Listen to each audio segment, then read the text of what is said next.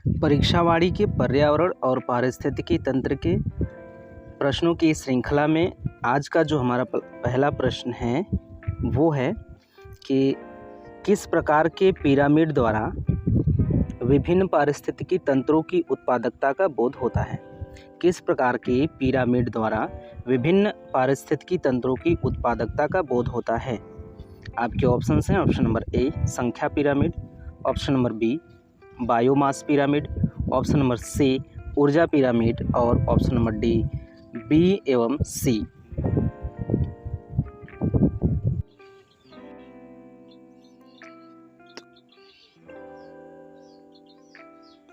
इस प्रश्न का सही जवाब है ऑप्शन नंबर सी ऊर्जा पिरामिड। इस प्रश्न का सही जवाब है। तो किस प्रकार के पिरामिड द्वारा विभिन्न पारिस्थितिकी तंत्रों की उत्पादकता का बोध होता है।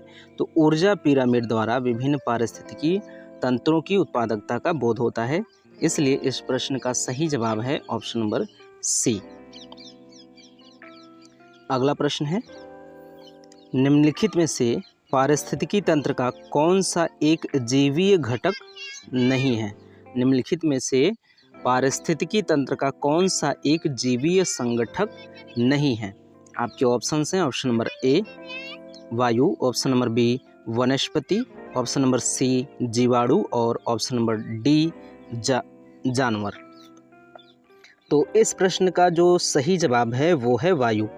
तो इनमें से पारिस्थितिकी तंत्र का जीवीय घटक नहीं है वो है वायु। वनस्पति भी जीवीय घटक है, जानवर भी, जीवाणु भी, ये भी सभी जीव है और वायु जो है वो अजीव घटक है, इसलिए ऑप्शन नंबर ए इस प्रश्न का सही जवाब है।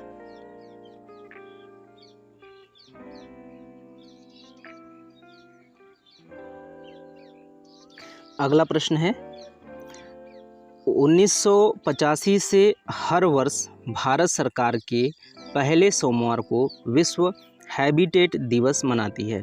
1985 से हर वर्ष भारत सरकार के पहले सोमवार को विश्व हैबिटेट दिवस मनाती है। तो जो रिक्त स्थान है उसमें क्या होना चाहिए ये हमें बताना है कि 1985 से हर वर्ष भारत सरकार किस महीने के पहले सोमवार को विश्व हैबिटेट दिवस मनाती है। आपके ऑप्शन हैं ऑप्शन नंबर ए फरवरी, ऑप्शन नंबर बी अगस्त, ऑप्शन नंबर सी जुलाई और ऑप्शन नंबर डी अक्टूबर। तो इस प्रश्न का जो सही जवाब है वो है ऑप्शन नंबर डी अक्टूबर। ऑप्शन नंबर डी अक्टूबर इस प्रश्न का सही जवाब है। अगला प्रश्न है, पारिस्थितिकी तंत्र में एक टिकाऊ जैव समूह कहलाता है। पारिस्थितिकी तंत्र में एक टिकाऊ जैव समूह कहलाता है। आपके ऑप्शन हैं option number A ecotone, option number B succession, option number C climax और ऑप्शन नंबर डी शीरल। तो इस प्रश्न का जो सही जवाब है वो है इकोटोन। इकोटोन अर्थात ऑप्शन नंबर ए इस प्रश्न का सही जवाब है। अगला प्रश्न है, अंतर्राष्ट्रीय अम्ल वर्षा सूचना केंद्र स्थापित किया गया है। अंतर्राष्ट्रीय अम्ल वर्षा सूचना केंद्र स्थापित किया गया है। आपके ऑप्शन हैं ऑप्शन नंबर ए बर्लिन में, ऑप्शन नंबर बी ओस्लो में, ऑप्शन नंबर सी ओसाका में और ऑप्शन नंबर डी मैनचेस्टर में। तो इस प्रश्न का जो सही जवाब है वो है ओस्लो में। ऑप्शन नंबर बी इस प्रश्न का सही जवाब है। ओस्लो में अंतर्राष्ट्रीय अम्ल वर्षा सूचना केंद्र स्थापित किया गया है। अगला प्रश्न है कि पारिस्थितिकी निकेत या निक पारिस्थितिकी निकेत की संकल्पना को प्रतिपादित किया था। तो पारिस्थितिकी निकेत की परिसंकल्पना को या संकल्पना को किसने प्रतिपादित किया था। आपके ऑप्शन हैं ऑप्शन नंबर ए ग्रिनेल्स ने, ऑप्शन नंबर बी डार्विन ने, option number C E P Odum ने और option number D C Park. तो इस प्रश्न का जो सही जवाब है वो ग्रिनेल्स। तो पारिस्थितिकी निकेत की संकल्पना को प्रतिपादित करने वाले जो व्यक्ति थे वो है ग्रिनेल्स, इसलिए ऑप्शन नंबर ए इस प्रश्न का सही जवाब होगा। अगला प्रश्न है, निम्नलिखित में से किसका पारिस्थितिकी संतुलन से संबंध नहीं है। निम्नलिखित में से किसका पारिस्थितिकी संतुलन से संबंध नहीं है। आपके ऑप्शन हैं ऑप्शन नंबर ए जल प्रबंधन, ऑप्शन नंबर बी वन रोपण, ऑप्शन नंबर सी औद्योगिक प्रबंधन और ऑप्शन नंबर डी वन्य जीव सुरक्षा। तो इस प्रश्न का जो सही जवाब है वो है औद्योगिक प्रबंधन। औद्योगिक प्रबंधन जो है पारिस्थितिकी संतुलन से संबंधित नहीं है। जल प्रबंधन, वनरोपण, वन्यजीव सुरक्षा ये सभी पारिस्थितिकी संतुलन से संबंधित है। औद्योगिक प्रबंधन जो है वो पारिस्थितिकी संतुलन से संबंधित नहीं होने की वजह से ऑप्शन नंबर सी इस प्रश्न का सही जवाब होता है। अगला प्रश्न है, निम्नलिखित में से किसकी वृद्धि के लिए लवण कच्छ आदर्श स्थल है? किसकी वृद्धि के लिए लवण कच्छ आदर्श स्थल है? तो आपके ऑप्शंस हैं, ऑप्शन आपके ये जो कथन है, ये पहला कथन है लवण मृदोद्भिद, दूसरा है समोद्भिद, तीसरा है मरोद्भिद। नीचे दिए गए कूट का प्रयोग कर सही उत्तर चुनिए। ऑप्शन नंबर ए केवल 1, ऑप्शन नंबर बी 1 तथा 2, ऑप्शन नंबर सी केवल 2 और ऑप्शन नंबर डी 1 तथा 3। तो इस प्रश्न का जो सही जवाब होना चाहिए वो प्रश्न है कि किसकी वृद्धि के लिए लवण कच्छ आदर्श स्थल नहीं है। तो इसकी वृद्धि के लिए समोद्भिद के लिए तो आदर्श है और मरुद्भिद के लिए भी आदर्श है। तो बचेगा आपका लवण मृदोद्भिद। तो लवण मृदोद्भिद इस प्रश्न का सही जवाब होगा, केवल लवण मृदोद्भिद, इसलिए ऑप्शन नंबर ए इस प्रश्न का सही जवाब होगा, केवल 1। तो इस प्रश्न का सही जवाब है केवल 1 अर्थात ऑप्शन नंबर ए।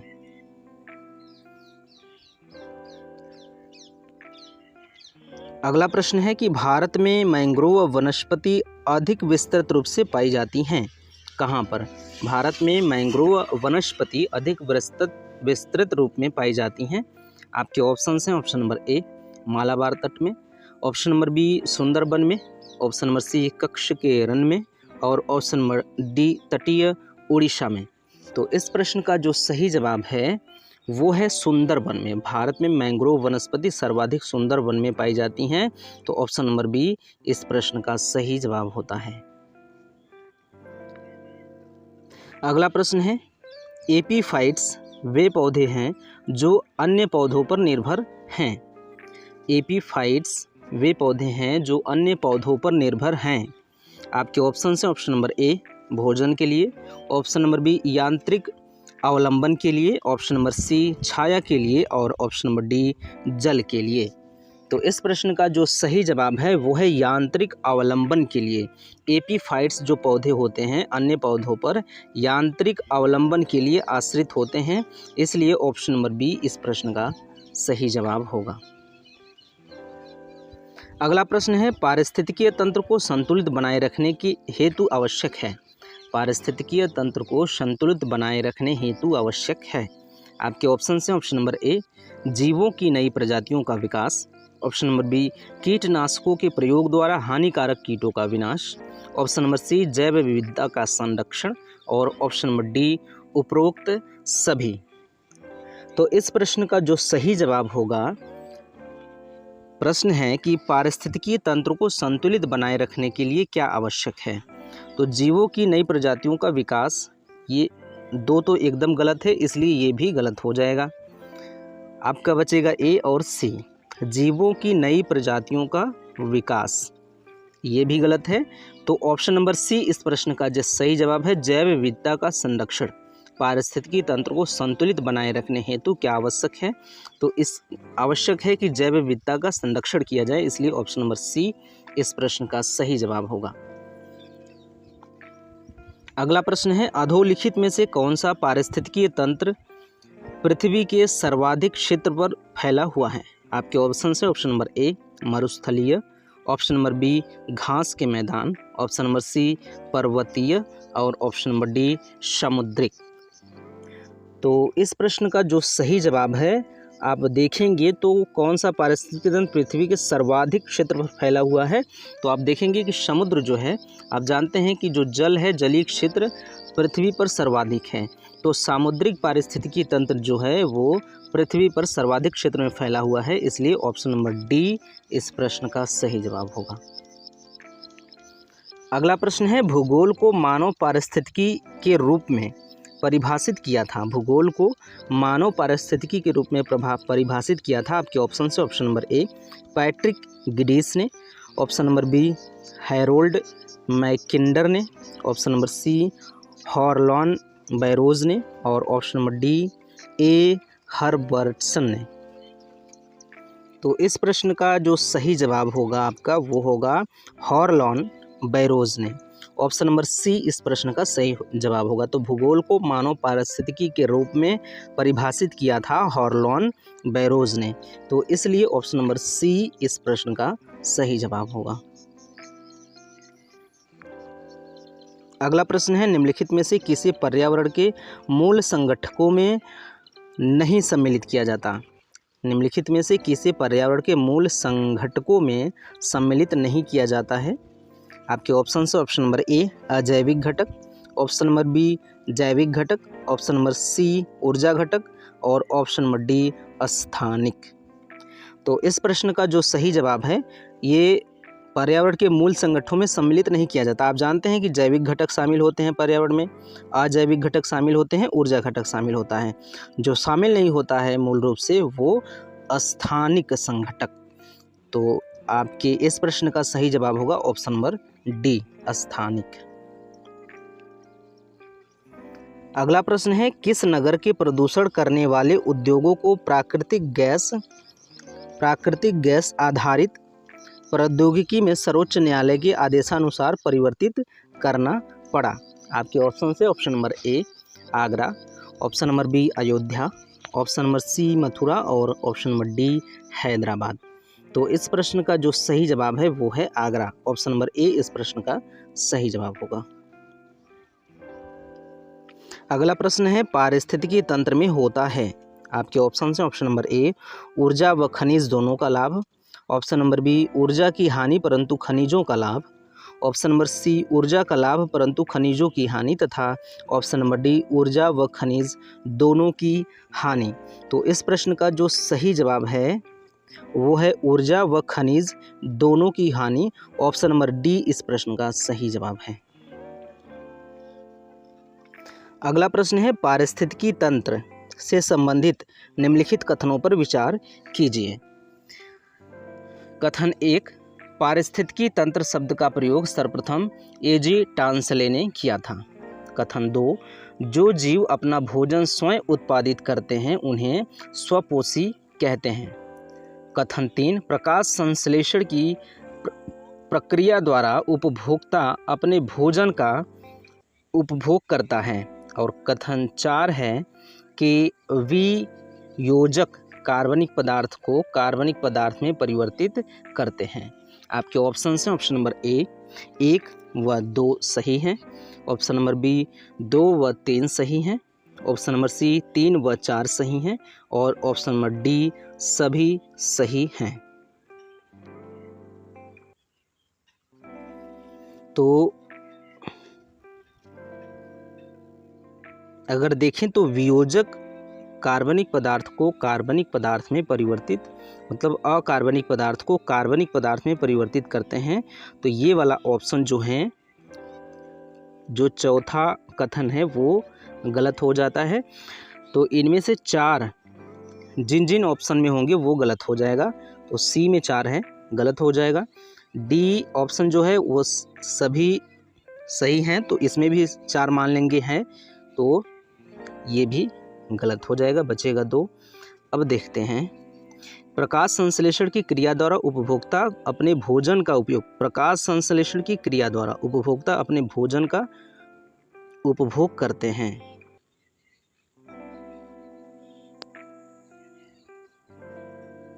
ये भी ऑप्शन आपका गलत हो जाएगा। तो जिसमें 3 है वो गलत हो जाता है। ऑप्शन नंबर ए इस प्रश्न का सही जवाब है, 1 और 2 सही हैं। तो पारिस्थितिकी तंत्र शब्द का प्रयोग सर्वप्रथम एजी टांसले ने किया था, ये तो सही है।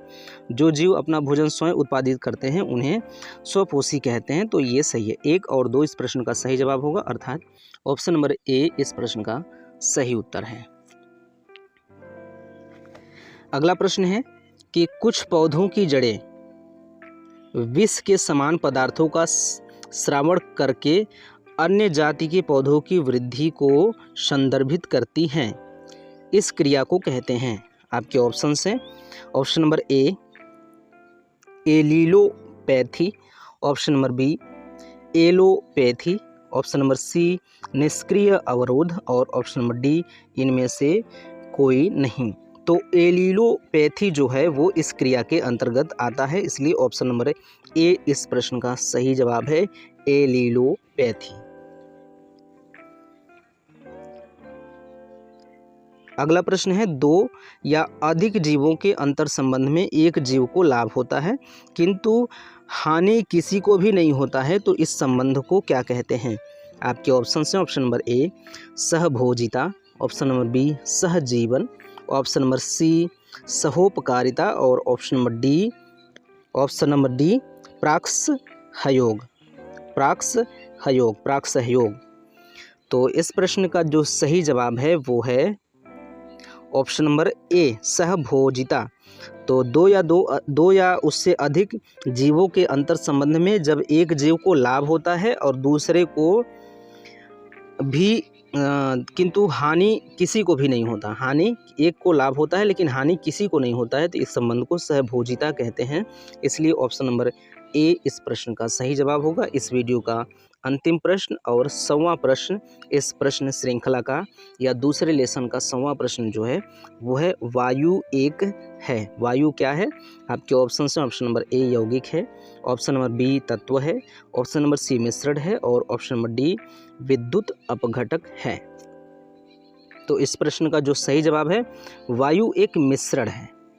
वायु एक मिश्रण है, तो इस प्रश्न का सही जवाब होगा ऑप्शन नंबर सी। तो हमारे 100 प्रश्न यहाँ पे कंप्लीट होते हैं लगभग 3 वीडियो में। अब जितने भी प्रश्न हमारे बचे हैं, तो जो दूसरा लेसन है इकोलॉजी और इकोसिस्टम, इकोलॉजी और इकोसिस्टम ये दूसरा लेसन है, पर इसके जो परीक्षा वाली पुस्तक है पर्यावरण की, इसमें इकोलॉजी और इकोसिस्टम दूसरा लेसन है और इस लेसन को समाप्त करने के बाद जो प्रश्न होते हैं वो प्रश्न की संख्या इसमें जो है वो 144 है। तो 100 प्रश्नों को हमने हल कर लिया है। अगले वीडियो में 44 प्रश्न लेकर मिलेंगे और कंप्लीट हो जाएगा। उसके बाद हम लोग मिलेंगे तीसरा लेसन लेके इसी पुस्तक का। तो मिलते हैं अगले वीडियो में, तब तक के लिए धन्यवाद।